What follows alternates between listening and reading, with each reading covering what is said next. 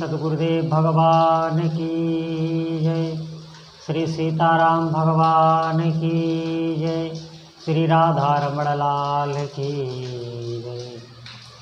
श्री गौरी शंकर महादेव की जय। सभी दर्शकों और भक्तों को कोटि कोटि प्रणाम। सबको प्रेम भरा जय जय श्री राधे।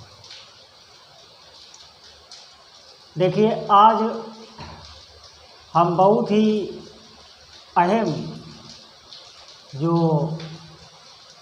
हमारे जीवन से जुड़ी, हमारे धर्म से जुड़ी बातें हैं, उन पर हम मिलकर विचार करेंगे।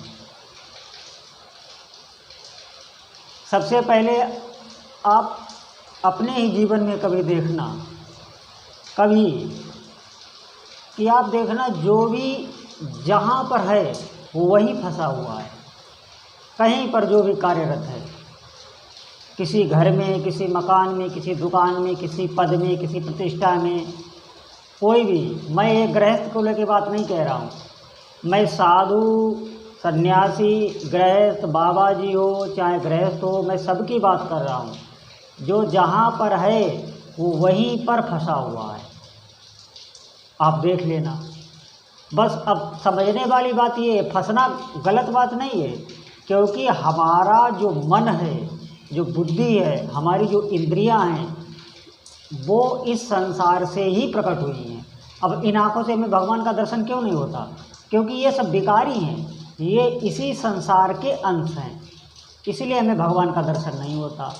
अब हम जहाँ पर फंसे हैं तो यही मन, बुद्धि, चित्त, यही हमें फंसाए हुए हैं।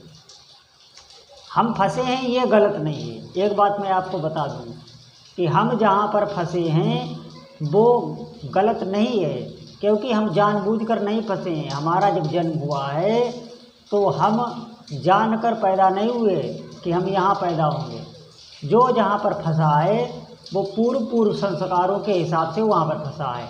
अब मेन सबसे बड़ी बात ये है कि वहाँ पर रहकर ही आपको भजन करना है, भागना नहीं है। जिम्मेदारियों से नहीं भागना है, उन लोगों से नहीं भागना है, अपने परिवार कुटुंब से नहीं भागना है।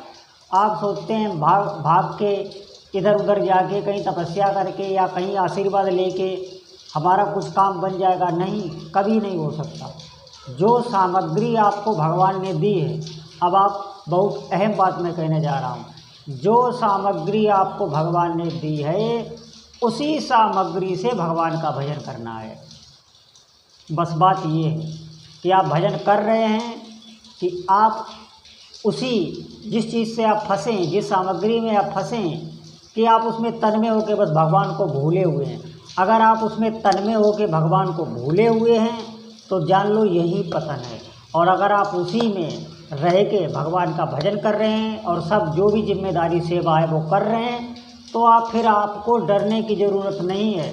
आप देखना कुछ ही दिनों में आप मुक्त होके आनंद से काम तो वही करेंगे, लेकिन फिर आपकी हृदय की भाव दशा जो है वो अलग होगी। और मैं बार बार भजन सत्संग का जोर इसलिए देता हूँ कि आप देखना, अगर आप सत्संग सुनेंगे नहीं तो आपका भजन भी नहीं होगा। अगर आप सत्संग नहीं सुनेंगे तो आपका भजन नहीं होगा, क्योंकि बार बार जब जो हमारे दिमाग में चीज़ रिपीट होती है उसका हमारे अंदर संस्कार पड़ता है।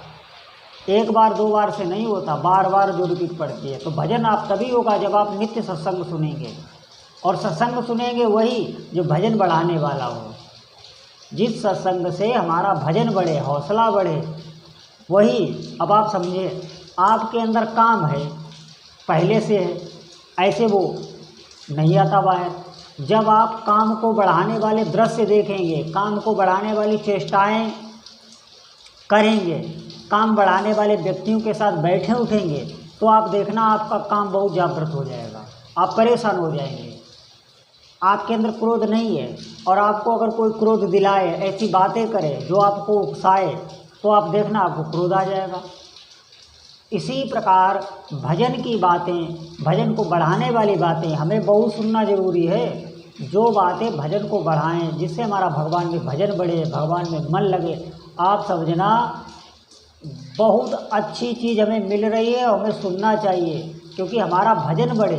जब भजन बढ़ेगा तभी आपके साथ मंगल होगा, तभी आपके जीवन में खुशी आएंगी। सारे प्रश्न इस दिमाग से चले जाएंगे। मैं बताए दे रहा हूँ, भजन अगर आप करेंगे कोई भी जीवन में क्लेश नहीं रहेगा। निश्चित मानो आप कुछ दिन करें तो। अब भजन तो वो अमृत है जो अपना काम, अरे अग्नि जब अपना धर्म नहीं भूल रही है, विष अपना धर्म आज तक नहीं भूला, आज कलयुग हो गया। विष पूर्व काल से अनंत काल से जिसने पिया वो मरा ही है, तो आज कलयुग में क्या कोई पी लेगा वो नहीं मरेगा? मरेगा। विष अपना धर्म नहीं भूल रहा है, अग्नि अपना धर्म आज तक नहीं भूली है, सूर्य अपना धर्म आज तक नहीं भूला है, हवा चलती है तो सबको लगती है, हवा अपना धर्म नहीं भूली है। तो ये भजन अपना धर्म, भगवान का नाम अपना धर्म कैसे भूल जाएगा? उसको आप जितना करेंगे मंत्र को, नाम को, आपके जीवन में उतना ही समझ लिए उन्नति आपकी होती चले जाएगी, आप ऊपर उठते चले जाएंगे। ये चेतना को उठाते हैं। इस लोक की बात छोड़ो, आपको और जो ऊपर के लोग हैं उनका भी अनुभव होने लगेगा। मैं सत्य बताए दे रहा हूँ आपको, यहीं बैठे बैठे उनका अनुभव होने लगेगा। और वही घर के काम धंधे आप इस प्रकार कर पाएंगे, इतनी मस्ती में करेंगे। जैसे आप अगर सोएं ना तो देखना आप बिल्कुल, जिस दिन रात को आप सोएंगे नहीं, दूसरा दिन आप देखना बिल्कुल आपका खराब हो जाएगा। क्यों? सोने में क्या आनंद है? सोने में हम संसार को भूल जाते हैं, इसीलिए आनंद मिलता है। इसी प्रकार वही मस्ती जो सोने में मिलती है, वो मस्ती आपको अगर जगकर मिले तो आप समझिए कितना आनंद होगा। भजन करने से वही मस्ती जगकर होती है। जो कर्म आप कर रहे हैं अभी बेमन से कर रहे हैं, अभी उन कर्मों में श्रम लगता है, मेहनत लगती है, आप निश्चित मानिए वही काम आप करेंगे। और अगर आप भजन करते हुए करेंगे तो उनमें श्रम ही नहीं होगा, आप पूरे दिन सुबह से शाम तक लगे रहेंगे, आपको थकान नहीं आएगी। निश्चित मानिए ये कोई मैं बनावटी अविश्वास या कहले मैं झूठ नहीं बोल रहा हूँ, ये सत्य बात है। आप बस आपको विश्वास करनी है। मैं इसीलिए बार बार ये कहता हूँ कि आपको ऐसा ही सत्संग सुनना है जिससे हमारा धर्म में और भगवान के भजन में रुचि हो। नाम जप को भजन कहते हैं, नाम जप ही भजन है। सेवा सुमिरन सावधान, सेवा और सुमिरन ये दो मिला के भजन होते हैं। सुमिरन भजन का एक अंग है और सेवा भी भजन का एक अंग है, दोनों मिल जाए तो भजन होता है। अब सेवा तो आप घर परिवार की कर ही रहे हैं, वो सेवा ही है। वो सेवा कब नहीं होती? जब आप मुंह से कर रहे हैं। और जब आप भजन करते हुए करेंगे तो भजन तो फिर अपनी जो है ऊर्जा दिखाएगा ही दिखाएगा। भजन आपके चित्त में कोई भी संस्कार पड़ने नहीं दे रहा हूँ कि आप ऐसे तो बगैर भजन करके आपको मजबूर में वही काम करना पड़ेगा, आप भाग भी नहीं सकते। हमारी बात माने, आपको मजबूरी में करना पड़ेगा। कौन जो है खुश है? मैं बताए, कौन अपने काम धंधे से खुश है? कोई नहीं, सब दुखी ही है। आपको मजबूरी में करना पड़ेगा, इसलिए भजन करके ही करो। भजन करते जाओ, वो काम करते जाओ, वहीं पे आपको आनंद आने लगेगा। आपको छोड़ना नहीं है, कहीं भटकना नहीं है। अगर आपने गुरु नहीं किया है तो गुरु भगवान है, जिन भगवान का आप नाम जप रहे हैं वही गुरु हैं। आप गुरु जो पूर्णिमा आने वाली है, आप भगवान को ही उन्हीं की पूजा करना, उन्हीं के मंदिर में जाके उन्हीं की पूजा करना, या अपने घर के जो ठाकुर जी हैं उन्हीं को गुरु मानकर उनकी ही पूजा करना। आपकी गुरु पूजा मान ली जाएगी। आप किसी संत के पास, जो भी आप सिद्ध समझते हो उसके पास आप जाएं, आप कहना मैं भगवान का गुरु मानकर उनका भजन कर रही हूँ या कर रहा हूँ, तो देखना वो गुरु महाराज यही कहेंगे, हाँ बहुत अच्छा है, ऐसे ही करते रहो। तो आप जहाँ हैं जैसे हैं वहीं भजन करें, भजन ना भूलें। वो भजन क्या करेगा? भजन वहीं पे आपको आनंद देने लगेगा, वहीं पे आपके सारे संशय हटने लगेंगे, वहीं पे चमत्कार होने लगेगा। ऐसा भी नहीं, आपको लगने लगेगा हाँ ये हो रहा है, ये मेरे साथ हो रहा है।